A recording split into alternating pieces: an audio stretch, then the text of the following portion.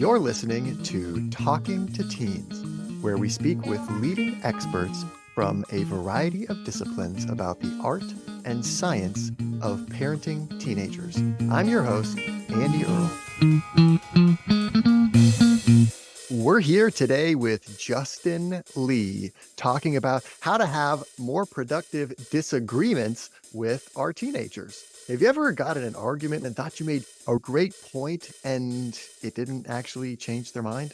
One of the most important aspects of any disagreement is what Justin calls the ego protective instinct.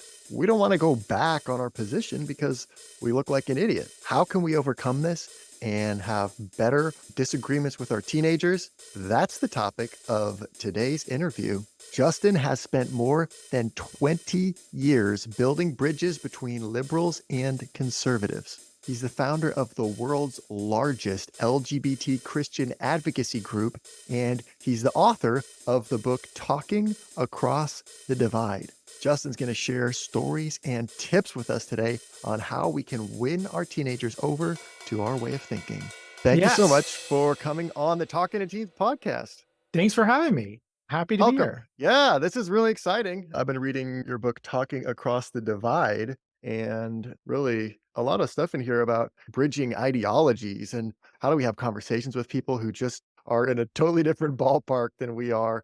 And I love that because I just think so many parents of teenagers can relate to that feeling of just, wow, we are not even on the same planet. And so I love that. And I wonder what got you interested in that topic or how you came to be writing this book. It was really two things. So the first thing was I grew up in a very conservative evangelical family with a pretty negative view of gay people. And to make a long story short, discovered as a teenager that I was gay and I didn't know what to do with that because my image of myself did not at all fit with my very negative image of gay people. And so I found myself in this position of feeling like I didn't know who my people were because I felt really connected to my evangelical folks who I'd grown up with at the evangelical church. And at the same time, I felt like I was an outcast there because I was gay, but I didn't really feel like I fit with other gay people because I was too religious. And so I was, as I think we all are as teens at one point or another, trying to figure out who we are and what do I believe? Do I believe the same things my parents believe and all of that? As I was on that journey, a lot of the flavor of it was feeling stuck in between two groups of people who didn't like each other very much. And I wound up writing a book about that was my first book. I didn't even think of myself as an author, but that book actually got a lot of attention in religious spaces, particularly in evangelical spaces, because I was trying to find a way to talk about some of these difficult issues in a way that the people on both sides of me could say, okay, that makes sense. Even though I may not agree with you on everything, that makes sense. And I discovered that I enjoyed trying to help translate things for different groups of people. And so I started getting a lot of speaking engagements and speaking to really different kinds of audiences. And I wound up speaking to audiences on both sides of the American political divide. And in particular, the same week that Donald Trump was elected president of the United States, I had two talks that I was giving, one to an audience that was very politically conservative and one to an audience that was very politically liberal. And being in those two spaces and listening to how these two really different audiences reacted to this election that had just happened and what they had to say about the other group really made me think we as a society are not doing a good job at listening to each other and talking to each other at all. Because it's one thing to say, I think these folks are wrong and I disagree with them. But it's another thing to have all kinds of assumptions about what sorts of people they are that may be inaccurate assumptions. So that's what ultimately led me to write Talking Across the Divide. I started thinking about all the ways that I had been in the middle of bridges on the religious issues that I'd been dealing with. And I started thinking, gosh, we can apply these to politics. We can apply these to family disputes. We can apply these to arguments and friendships. The strategies that we can use to build bridges with folks who disagree with us on things are the same strategies, regardless of what the issues are. It feels like the strategies in this book are really well developed and well thought out. You've got kind Okay. of frameworks, you've got steps, you've got all these barriers that you talk about. And one of the themes that really runs through the whole book is this idea of strategic dialogue. What does that mean? The word dialogue, I find, makes a lot of people nervous because when you're talking about an issue where people have strong disagreements, where you think this other person is really wrong about something, like it's something important, it's not just favorite ice cream flavor kind of disagreement. When you start talking about dialogue, people think that means, oh, so we have to pretend that this disagreement doesn't matter. We have to pretend that we think everybody's opinion is equally valid. But I don't think that person's opinion is equally valid. I think they're wrong. But when I talk about strategic dialogue, I'm talking about a kind of dialogue that is strategic, that has at its center this belief that, yeah, we don't agree, and we both agree that it matters that we don't agree. But we can have a conversation with each other that is respectful and that is kind, and we can be good listeners without having to agree. And when we have that kind of dialogue, we actually have the opportunity to change each other's minds about things. And so if you believe that somebody is just absolutely wrong about something, the best way to show them that they're wrong is to be kind enough to them that they actually listen and care about what you have to say. Because we've all tried the opposite. We've all tried going in, arguing as fiercely as possible. And we think that's somehow going to change the other person's mind. And instead, they just argue back just as fiercely and we don't get anywhere. But paradoxically, by being willing to be kind and take a step back and say, let's have a conversation, we are able to open the door to get someone to be more open to listening to what we have to say. It doesn't guarantee that their mind is going to change, but at least opens that door. You talk about changing each other's minds. That's interesting way of phrasing. I don't know if I like that. Oh wait, I want to change their mind.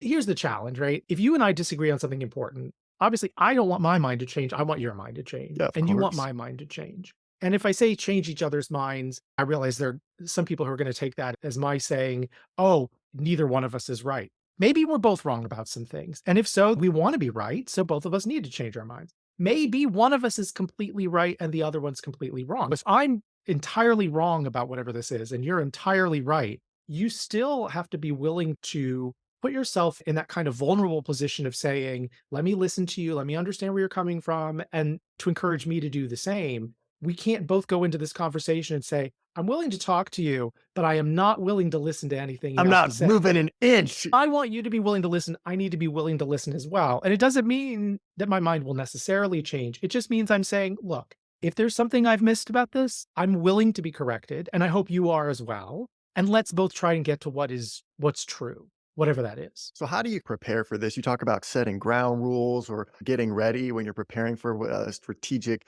dialogue session. If I'm a parent and I got an issue I want to really discuss with my teenager, it's something really important. I know we don't agree on it.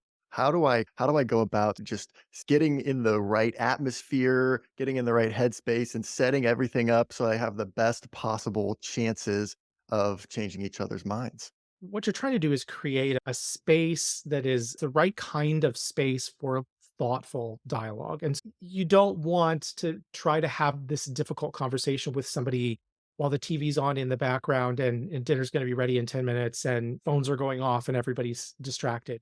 You want to be able to set up with this person in advance and say, I'd like to be able to talk about this thing. Can we find a time where we can both commit to just be willing to listen to each other? And this is not a lecture. I want to hear what you have to say, but I want to have some quiet time where I can actually focus and pay attention. And that's, I'm jumping ahead here, but that's one thing that I always say is that it's important to listen first. Because if you go in saying, first, I want to tell you all the ways you're wrong, then I'll listen, especially if you're talking to a teenager, that's the last thing that they want to hear. So you have to be able to open the door as, I want to hear your perspective on this. I want to understand, but let's do this in an environment where we can actually listen to each other. And if it's appropriate, maybe do this while you do an activity you enjoy. Maybe go on a hike together. Maybe go get ice cream together. Maybe do something where you can be in a space that's outside of your normal space, where it's quiet, where you don't have distractions, and where both of you have agreed in advance. I'm going to come to this willing to listen, but also I'm going to come to this with a spirit of wanting to end this conversation in a better place for the two of us than where we started. It's not something you can just spring on somebody because you may not be distracted, but they may be. Setting things up ahead of time is more than half the battle to really having a good, productive conversation with somebody. Something you talk Yeah. about that's really interesting is on setting ground rules. What do you mean by that? Like things are off limits, or we're not going to talk about this, or how do we set a ground rule for an important conversation? When I do a talk with a large group of people, or we're having some kind of big discussion in a large group, we're going to pull out the whiteboard and say, like, let's write out ground rules. If you're talking about a family discussion, this can be as simple as just having an agreement in advance that you're going to do your best to listen and not interrupt each other, and that you both agree that you want to get this right. One of the things that I think is often important to put out there right up front is just to acknowledge the other person's concern that whatever it is they're worried about, whatever it is that they think that you're wrong about or whatnot, that matters to them. You're not saying, I think that I'm always right about everything, or I think that this issue is unimportant. You're saying, I know it's important to you. I care about that. Set that up front and make sure that they understand that you understand that, and that you're both going into this with a willingness to listen and try to understand each other. That's the kind of thing we're talking about ground rules. That's the kind of thing that you're talking about, whatever that looks like in your particular situation. One of the biggest barriers that often gets in the way of really connecting or having one of these type of really deep conversations that we're talking about here is something that you call the ego protection instinct. What is that, and why is that so hard to overcome? Nobody wants to be wrong. Nobody wants to be the villain. And so often when we have a dispute with somebody, we go into this dispute thinking of them as either the villain of the story, or we think of them as wrong, which is understandable because if we didn't think they were wrong, we wouldn't be having a dispute. When we talk to them in a way that suggests, I think that, you're a bad person, I think that you're an ignoramus, even when we don't say those words, they become defensive. It's understandable. And so this is one reason that you often hear people say things like use I language. Instead of saying, you did this, say, I feel this way, that kind of thing. One of the reasons people say that is when you come at somebody with something accusational. So you say, you did this and you are wrong about this. People's natural response to that is to put up walls and to get defensive. And it's really interesting. You'll often find in arguments when people get really angry, it can seem like inappropriate anger. Like, where is this anger coming from? Very often that anger is a sense of defensiveness. It's they're feeling hurt. They feel like you're accusing them of something, or they feel embarrassed because they've realized that they made a mistake and they don't want to admit it in the moment. And so they get defensive, they get angry. And that's the worst time to try to convince someone to listen to you or to change their mind about something or whatever. And so what's much better is to begin our conversations by listening to the other person and trying to understand their point of view rather than to come at them with accusations. Because even if you don't agree with their take on this issue at all, just listening and helping them to feel really heard and understood before you start to speak, that helps them calm down. It helps them feel less defensive. And it allows you to go into whatever you want to say with a real sense of this is how this person sees what's happened. This is how they see the world. And to say what you want to say within that context rather than just coming at them in a way that makes them defensive. It makes such a huge difference. And that's the thing I always tell people. If you want to take one thing away from the entire book and this whole conversation, it's next time you have a dispute with somebody, force yourself to stop and listen to them first, and listen as well as you can and echo back to them what you heard them say. So what I'm hearing is you were feeling this way because this has happened in the past. And so when this happened, you felt like this. And so when I said this, it made you feel that way. It's amazing. Just that simple thing. You're just telling them what they just told you. They go, if you get it right, they go, yes, that's how I feel. And suddenly this tension just is released. And then you have the opportunity to actually say what you want to say in a way that it's going to be much more easily received. When has anyone ever had a conversation that went, "Oh, thank you so much for telling me how wrong I am. You're Right. right. Yeah, I'm gonna change my mind on that. Yeah, Mhm. thanks." I think about this with politics all the time. We all have, I don't know if everyone does, but the majority of us, I think, probably have pretty strong political opinions these days. We're a pretty divided nation. And so what tends to happen is when we talk to people whose political opinions are very different from ours, we so easily slip into this kind of accusational thing where it's like, You people on your side of the political aisle, you people who voted for this candidate or who didn't vote or who did this or that, you people are the cause of all of this problem, and you did this and you did that. And all of a sudden, from their perspective, you've just told this story where they are the villain of the story. But nobody sees themselves as the villain of the story. What are they going to do? They're just going to reject the entire picture that you've just painted, that everything you've just said is wrong. You've accomplished nothing. But it's our instinct to do that. So we have to rein that in and try the best we can to listen and put ourselves in the other person's shoes. And what that allows us to do is to see it from their perspective, even while we still disagree. So instead of coming in and saying, people who vote the way you do are terrible people, I can ask questions about, have you always aligned yourself with this particular party? Or if not, what changed that? Tell me the story of your political awakening and what's changed your mind politically over the years and whatever. Or in a conversation with a teenager, you can say, let me shut up and you just tell me from your perspective what happened. Because clearly we're not seeing this the same way. I want to understand fully from your perspective. And as they tell the story, you begin to understand, okay, I still think they've got stuff wrong. I still think they're voting wrong. I still think they made the wrong decision here. But now it makes sense to me why. And now that it makes sense to me, I don't have to talk to them as a villain anymore. I can talk to them as a reasonable person who made a decision I think is the wrong one, but it's understandable. And that's such a different conversation. I think I resonated a lot with that idea of kind of painting the other person as a villain because I think that's so human.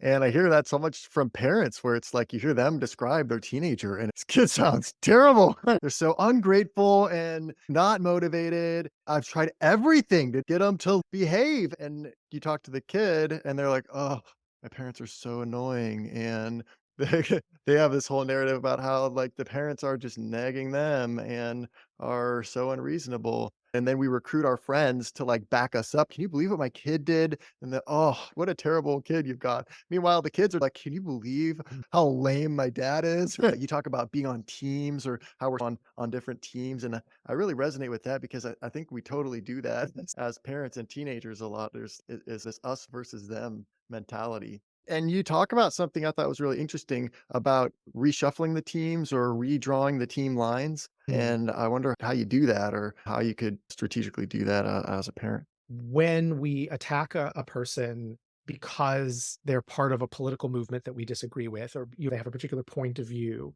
we just cause them to become more defensive because what we've said is you and people like you are the problem. And so we've just drawn a line between us and them. And you can do the same thing in a conversation with a family member, where if you start talking about kids these days, you're drawing a line. You're saying there's a line between people like you and people like me, and we're different. And how is that going to help you connect? All it's going to do is tell this kid, oh, you think that my entire generation is a problem. So clearly I can't do anything right because I'm never going to not be part of this generation. Instead, what's helpful is, we all have this instinct. Again, a lot of this is psychology. We all have this instinct to have teams. You ask somebody, what kind of person are you? And they can tell you about the teams in their life, their political affiliation, their religious affiliation, where they grew up, and what groups they associate themselves with. All of these are our teams, the way we see ourselves. And so when you're talking to somebody, if you talk to them in a way that you emphasize the different teams you're on,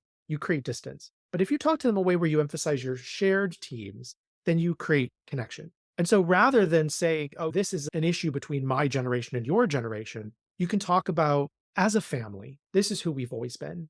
As people from this part of the world, as people who have experienced this shared set of challenges, you talk in terms of the things that you share and the common values that you have. And you can do this in a way too that's very complementary of the teenager that you're talking to emphasize that I know that you are a person of integrity. I know that you care about doing the right thing. I know because I know these things about you. I've lived with you all these years. I know this about you. These are things that we share. These are things that are important to me too. And you build on these things that you can both agree on rather than emphasizing the difference. Yeah, because really the enemy is those idiots across the street. There is this weird thing about how through human history, people have brought people together by naming a common enemy. I think generally that's a bad thing. It works, but I don't recommend it. I certainly am not saying make the other people across the street the enemy. But I do think you can find a common enemy that is not a person. You can find a common enemy depending on the situation. If you are trying to address an issue, it may be that both of you want to see that issue resolved. You're both frustrated with the clutter. You're both frustrated with the tension that has existed between you and your relationship. In that case, that can be your common enemy. And you say, I'm on your team here. I want to, but it's an easy thing for parents to say. And you have to actually mean this, right? I want to help. And that means I want to understand from your perspective what would be helpful for us to accomplish this common shared objective. I'm willing to hear things that I may be doing that are not helping us get there, but then let's figure out together how we can go in that direction and accomplish this thing because we both want to accomplish it. And then we'll both be happy. Tangential to that, you talk in the book about listening to a team. And I thought it was a really cool concept. How can we put ourselves in the mindset of trying to understand the younger generation more and being a student of what are kids today thinking and what are they doing and what are they interested in? And not just our kids, but kids in general, and trying to soak it up and be curious about their mentality and their life. And I love that. I think that would really go a long way. And obviously, there are all sorts of ways, depending on your time and your interest in doing that kind of thing, all sorts of ways that you can tap into what does the teen culture today look like? What's going on TikTok and what's going on online? What are the discussions that you can find and what's happening? There are certain limits to that. I think a lot of parents would love to be able to just show me the web link or something that I can click on that's going to explain all of the current slang, and it's obviously not that simple. But there is a sense in which if you keep your eyes and your ears open and you pay attention to the conversations that are happening, things that you hear wherever you are, you can learn a lot about the cultural understandings that this teen has grown up with, which are going to be different from yours because each of us, we've grown up in our own generation, and every generation looks at their parents' generation and goes, oh my gosh, you guys were so far behind the times. And then all of us, we get older and we look at younger folks and say, what in the world are you all doing? We don't understand. That's just the reality of being human. You're not trying to learn all the current slang so that you can use it in this awkward way, but you do want to try to understand as much as you can about the world that this person has grown up in, because that's shaped how they understand their place in it. I love that, and I think that this book is a great step in the right direction. A lot of great strategies in here to help people to just take those steps and have those conversations and maybe end up a little closer afterwards. Justin, thank you so much for coming on the show today and sharing your story and your ideas and taking time away from your new book to come chat with us. It's been really a pleasure to have you on. I'm honored. Thank you. And folks who want to follow my stuff can find me on the web at geekyjustin.com. That's GeekyJustin, geekyjustin.com. And my book, Talking Across the Divide, is there, and my other stuff as well. So thanks. Thanks again. The book is Talking Across the Divide: How to Communicate with People You Disagree with and Maybe Even Change the World. Thanks again for coming on the show, and good luck with the new book. Thank you. We're here today with Justin Lee talking about how to have more productive disagreements with our teenagers. And we're not done yet. Here's a look at what's coming up in the second half of the show. And you realize, oh, I just won this argument, but somehow it feels bad. I haven't brought us any closer together. They're hurt, they're angry. I won, but did I really win? And obviously that's not where we want to be. And finally, we get to the good part where we get to tell them what they need to know about our way of seeing things. And I love this passage in here where you say, why do you care so much about this issue? Don't just tell me why the issue is important. Why do you care so much about it? What makes it so important to you? If we just come in and argue the position, we're not going to get anywhere. But if I understand why you hold the position and you understand why I hold my position, maybe our interests can still be aligned and we can find something that works for both of our interests, or at least take a baby step in that direction, even though neither of us may get exactly the position that they wanted. Want to hear the full interview? Sign up for a subscription today. Your membership helps support the work we do here at Talking to Teens. It's completely affordable, and you can now sign up directly through Apple Podcasts. Thanks for listening, and we'll see you next time.